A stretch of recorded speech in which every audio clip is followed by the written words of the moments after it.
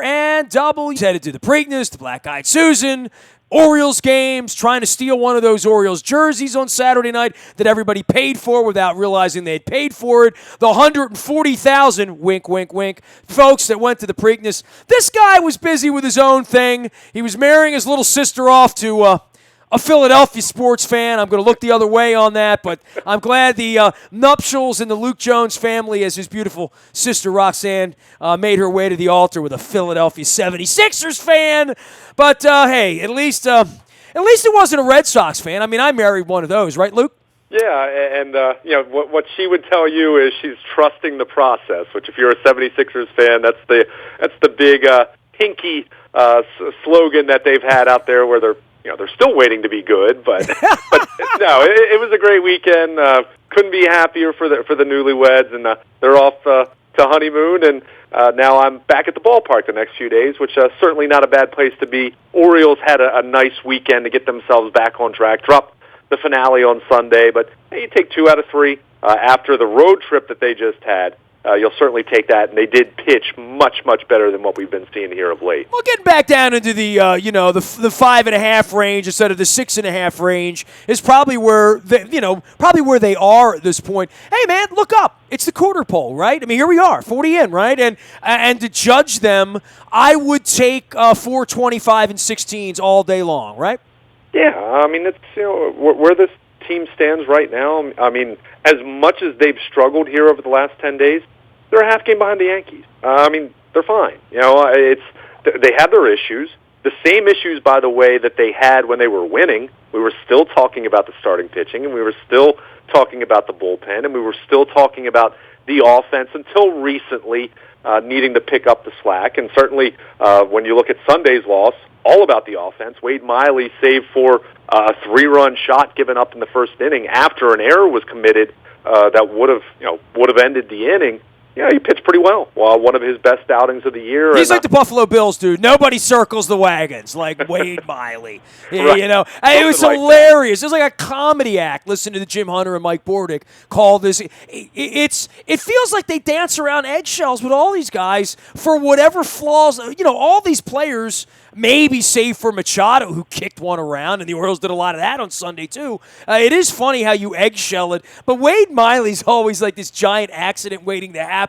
And then you look up, it's the 7th inning, he's 100 pitches deep, he's only given up 3 runs, and you have to call this as good a start as he's going to have, right? I mean, that is, it might as well have been a perfect game for him, quite frankly, and they still couldn't find a way to win.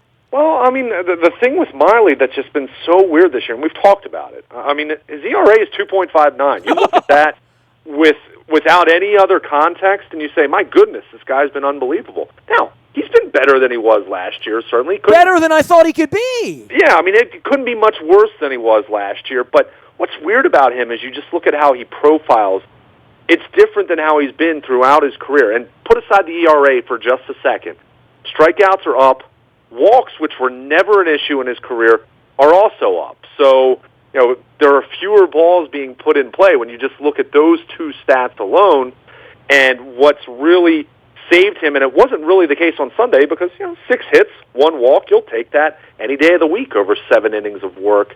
But he's been able to somehow strand a ton of base runners this year. And we've talked about how that's not really sustainable. And I think anyone looks at that 2.59 ERA and says, okay, that's not real. Now, can he pitch to a 4 ERA this year? Maybe. Certainly needs to cut down on the walks, certainly needs to have better command overall, and he's had that at earlier stages of his career. I mean, even last year, he didn't walk guys. So, and Jim Palmer talked about this a little bit in his last start on the road trip, watching the telecast. He flat out said it. The guy nibbles. He's trying to avoid. He doesn't trust his stuff, right? I mean, he's not a guy that can just throw the ball down the middle of the plate and get away with it. He's not going to get away with it. Yeah, I mean, it's very rare that he's going to be able to do that. So, he's got to pitch in the 4 corners of the strike zone, and unless your command is superb on a given night, you're going to walk some people doing that. It's one thing to talk about guys like Kevin Gausman or Dylan Bundy, guys who have better stuff overall than Wade Miley, where you might be able to aim for the center of the strike zone and you're going to be okay because you have good movement, or you can change speeds and you have 4 different pitches. But, Wade Miley, he's got different pitches, but not going to overpower you.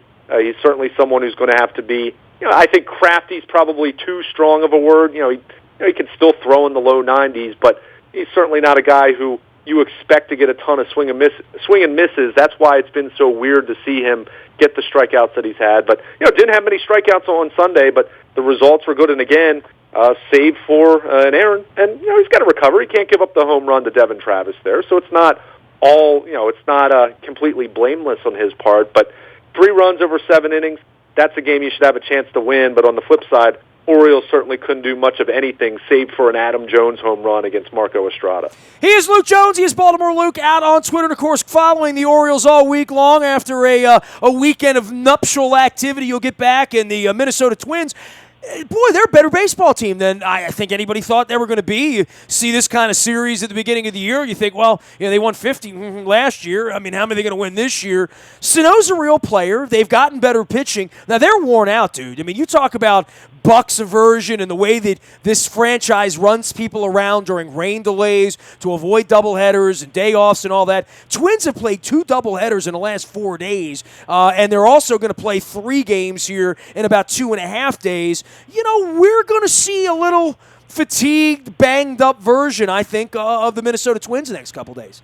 Yeah, and that's a team that, take into account also the weather over the next few days.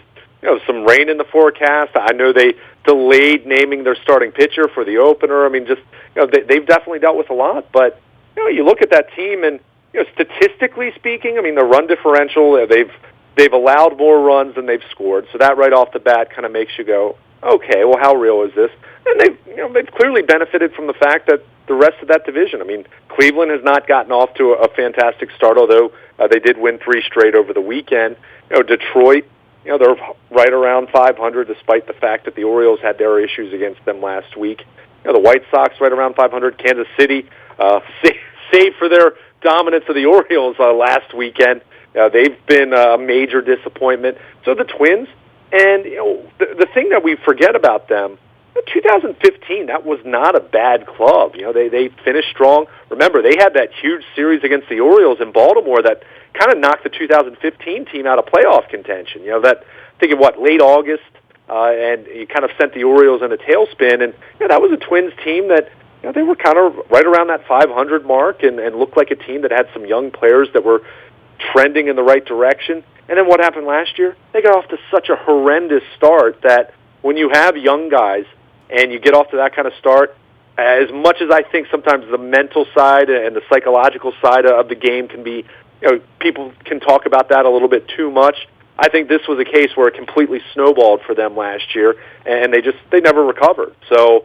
you look at them this year. As you said, they have some good young players. They played good baseball on the road. They've been really ordinary at Target Field. In fact, they've been under 500, but 11-5 on the road.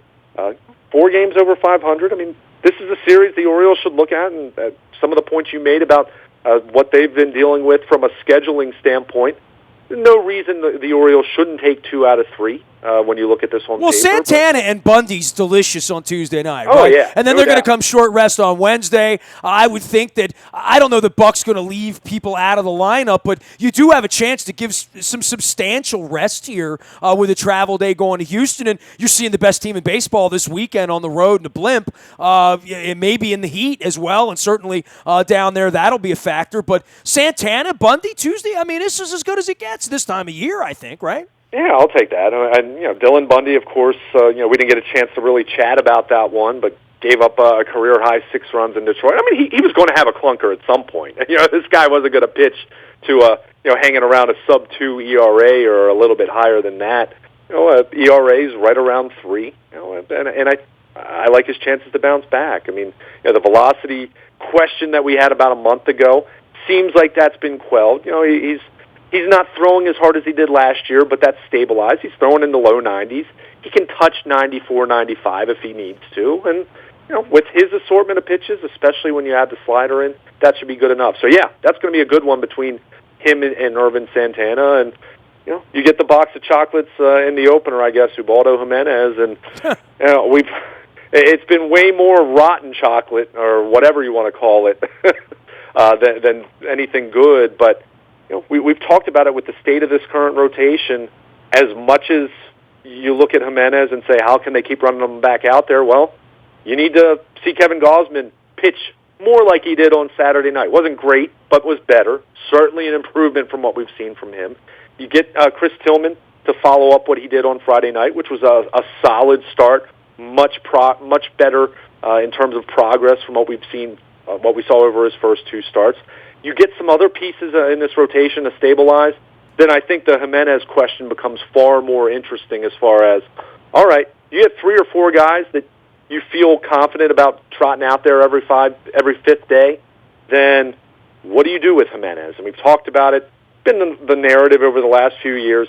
He's in the final year of the contract. I don't think they're giving up on him yet, but I'm also not convinced that he's going to be on the roster through the whole year just because he's being paid. I mean, at some point you do talk about the idea of a sunk cost and just say, well, if he's not going to help in any way at all, and he's going to compromise the bullpen, and he's not going to give you any help, not going to perform at a high level, how much longer can you wait around? Problem is, who's that logical candidate to step up and start in his place? A couple weeks ago, I would have said Alec Asher, but you're starting to see Alec Asher actually become a real part of this bullpen.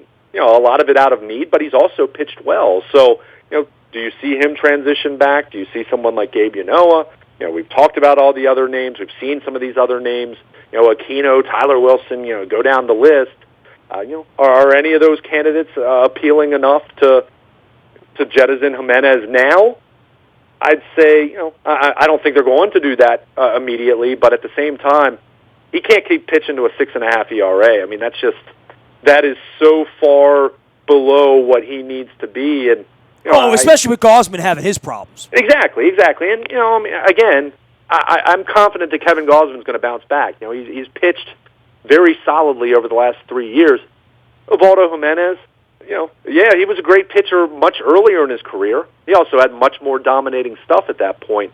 Talked about that. He doesn't have the same kind of stuff that he had when he was 27, 28 years old. So, the ceiling to me is just much more limited. You might get some good starts from him every once in a while, but you rarely see him be dominant.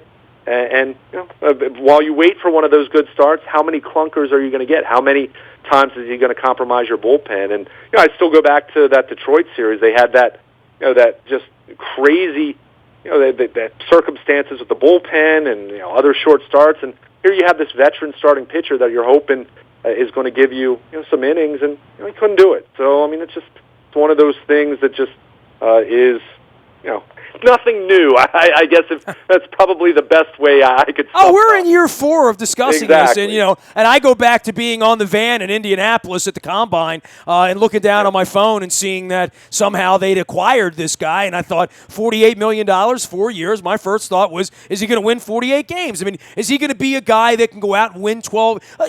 A real starter, 36 starts, 12 to 15 wins a year, keep you in games, get you 215, 225 innings. He's not that guy, and I don't know where the answer to that is going to be, but certainly Gausman standing up and pitching better, and now you're a little concerned about Bundy here at this point, and we're looking for answers everywhere, and I think the Tyler Wilson and the Mike Wright thing comes back into there's going to be a reality they're going to get the ball at some point, in my opinion. Yeah, and not necessarily those two, but that whole collection of guys we've talked about. Jason Aquino. I'm even though I was talking about Asher in the bullpen a couple of minutes ago. Blyer in the bullpen. There's another guy, right? I mean, Logan Verrett, who pitched really well in long relief a couple times. Wouldn't be surprised if he's in that picture at some point. I mean, it's a lot of inventory, as Buck Showalter would say, but how much of it is depth? Is there someone there that you like so much that you're just going to tell Jimenez to get lost for good? I don't think they're at that point, but at the same time, that point needs to be coming sooner rather than later if he's going to keep pitching to a 6.5 ERA. So, certainly interesting, and certainly was good to see Gausman get back on track a little bit. Although still gave up 10 hits. Wasn't exactly a dominant performance, but he was effective at least. Let's say that. So you hope with that. I think Bundy will bounce back. I'm not. There was nothing about his start other than it just being it was a bad start. Even the greatest pitchers are going to have bad starts from time to time. They fully expect to see him get back on track. And I think the interesting one, and again, I touched on it, but Chris Tillman, I thought looked a lot better on Friday night, or at least certainly you look at the numbers. Velocity was a little bit better, so that was good to see. And certainly, if this team's going to get to where they want to go, meaning a playoff team that isn't just sneaking in as the second wild card and wants to have a decent chance to be able to do some things in October, they need a healthy Chris Tillman. And what that guy looks like at this point in time, post-shoulder injury, who knows? I mean, I don't see him being the guy who's going to be touching 94, 95 very often, but if he can be 90, 91 and change speeds and command his off-speed stuff and work the cutter in, throw the curve, throw that slider effectively like he did last year, then I like the Orioles' chances that much more moving forward. And we saw it over the weekend. The bullpen, I guess, with the exception of Michael Gibbons giving up the home run on Saturday, the bullpen looked better. Why? Well, they didn't have to cover a ton of innings because their starters were much more effective. And it starts with that. You can't have starters going 4 2/3, 5 1/3, and 6 innings kind of being your max all the time, or you're going to completely burn those guys out. And they need to pitch better. There's no doubt about that. But it starts with the starting pitching being better. It needs to be at least at an acceptable level. I always say that the run for mediocrity, the chase for mediocrity for the starting rotation, and when I say that, can they be middle of the pack in ERA in the American League? If they can do that, and assuming the other parts of this team do what they're capable of doing, and obviously the bullpens, it's a question now. It has to be, at least until they get a healthy Zach Britton back. But that to me, that's kind of been the formula for how this current roster is constructed. If the starting pitching can, kind of sneak into the middle of the pack in the AL, I think that's good enough for them to be competitive and to contend. Manny Machado is hitting .225 at the quarter pole. Some power. Obviously he's flashed Brooks Robinson, but flashed some bad news bears. Once in a while he'll kick one around as well. So I don't know that he's perfect over third base, but certainly hasn't been a perfect year, from brushback pitches to brawls to you're throwing at my head to you're going to get $400 million and be a Yankee and live happily ever after. I'm not saying he's not going to do any of the above. Lord knows Bryce Harper struggled last year. This appears to be a little bit of a struggle for Machado right now. I'm not saying he's not capable of hitting 400 the rest of the year. He is, but he's not right now, right? Yeah, and some of that I do think, you look at some of the peripheral numbers, his batting average for balls put in play has been really low. That's typically a stat that normalizes over the course of a season, and it gives you an idea, it gives you a little bit of an indication. Is a guy just really hitting poorly, or is he hitting into some tough luck? And now we have with StatCast, you have exit velocity and things of that nature. It has shown that he's been hitting the ball hard, and there hasn't been any dramatic drop off. It's just he's not finding open areas in the defense. And I will say this, I think, especially since that series at Fenway Park, I think you've seen him try to be a little too pull happy. I think you've seen him trying to hit home runs a little bit too much. And he did that last year in the second half. If you look at his final 2.5 months of the season compared to where he was in, say, mid-July, you'll see, he's hitting a few more balls in the air, but, not necessarily the kind of balls in the air that you want to see. Average was not as good. Some of the strikeouts, things like that, were a little bit different. Long story short, I'm still not concerned about Manny Machado. Yeah, he needs to pick it up. There's no doubt about that. But could say the same thing certainly about Mark Trumbo until recently, where he's picked it up. Chris Davis, who looked good over the road trip, had a miserable series this weekend against Toronto. So ebbs and flows of the season. Machado's certainly not off to the kind of start you would have expected, but at the same time, if you're going to ask me if I think he's going to be hitting .225 a month from now, I'm going to say no way, and I think you're going to see him up closer to where he's used to being. But you made up a good point. Bryce Harper, we've seen him have some seasons where he's a little bit off, and health certainly is factored into that. And Machado, he had the sore finger that kept him out of the finale in Detroit. He got hit on the hand on Sunday. They said all indications are that he's okay, but they took an X-ray just to be sure. But they need to get Manny going. But at the same time, of all the issues you can talk about on this team, and despite the fact they're a half game out of first place, there's plenty of stuff, plenty of points of discussion. Machado's performance, it's still not as high up on the list for me. If we're still talking about it in late June or into early July, all right, then I'll put the concern alarm up a little bit more. But at this time, I still just I think he's kind of the sleeping giant that is ready to explode at any moment. How's that sound for some optimism? Oh, there you go. Well, I mean, Wellington Castillo looked like Yogi Berra over the weekend, right? Yeah, well, if Wellington Castillo is going to swing the bat like he has really since coming off the DL, I mean, he had the 3-hit games in Detroit. He swung the bat exceptionally well. It's amazing. I mean, we talk so much over. Go back to even say 4 years ago when Matt Wieters was kind of getting to the end of his period where the Orioles had club control, and there was so much hand wringing about that. And look, it's not a mutually exclusive idea. They could have kept Matt Wieters, and would have been fine potentially. But the direction that they've decided to go, Castillo has swung the bat exceptionally well. Not going to keep hitting 348. He's certainly going to cool off. But you look what he did on Friday and Saturday. I mean, absolutely enormous. I mean, those were 2 games that the Orioles easily could have lost, and they were able to win because Wellington Castillo is swinging a really hot bat right now. So, that's what you need. You need at any point in time. It's great to have 7, 8, 9 guys hitting the ball well. That those times are going to be very rare, and we kind of saw last June was that rare time where just about everyone in the Orioles offense was clicking, and it was incredible to watch. But most of the time, over 6 months of a regular season, you're hoping you have at least 3, maybe 4 guys that are really going well, and then you hope you have a couple other guys that are at least mixing in some hits, and every lineup's going to have a couple guys that aren't swinging it well. So Castillo's been the guy who's been red hot, white hot even if you want to go that far.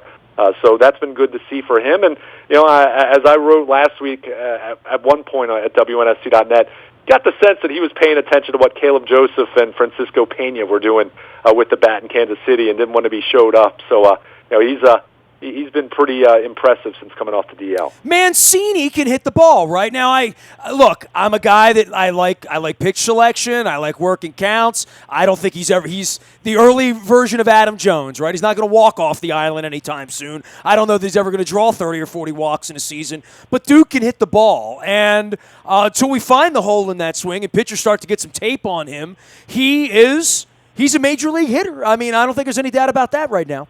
Well, yeah, and I think what's been more interesting for me is that he's been okay in left field. He's been okay in the outfield, and you can't really expect much more than that. I mean, when you're talking about a guy learning a position at the major league level, it's one thing to talk about a shortstop moving to third base. This is a first base / DH type where they said, we want you to learn how to play right field. We want you to play left field.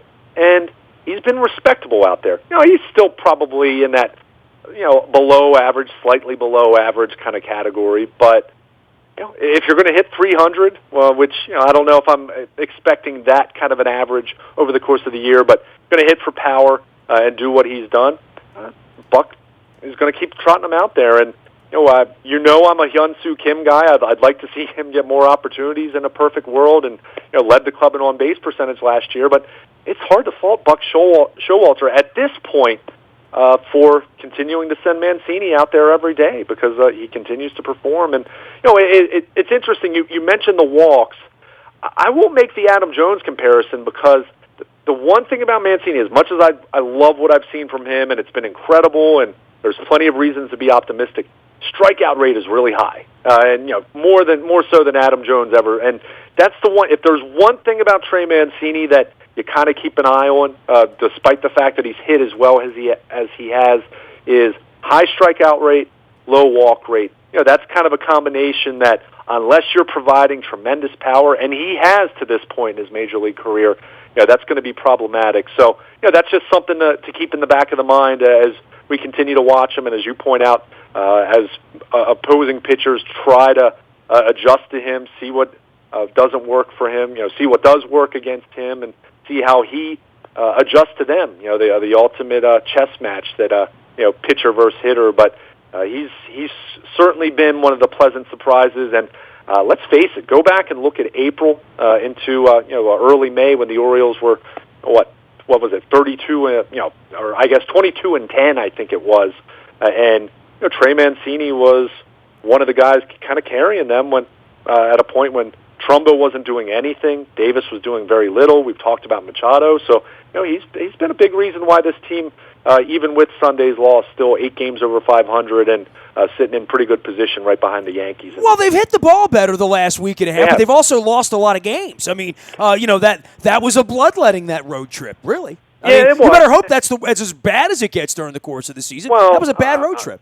Yeah, I mean, and every team's going to have a stretch or two like that over the course of the season. The thing that was so weird about it, I mean, all one-run losses, and it just really spoke to the pitching just not getting the job done. I mean, they finally started swinging the bats well after they hadn't really been swinging the bats well at all, to the point where they were losing some 3-2 games, some 4-3 games, and then the bats heat up and the pitching completely went in the tank. So it was nice to see them again over the weekend come home, get off the road, get back to the place where they played so well over the last 4 or 5 years, and not necessarily they didn't score on Sunday, but Friday night of course they win in 10 innings, and then 7 runs scored on Saturday. Nice to see that, and again the pitching, except for a bullpen hiccup on Saturday, pitching was pretty darn good over the course of the weekend, and they'll take 2 out of 3. And hey, don't let the Blue Jays get up off the mat. They had been playing,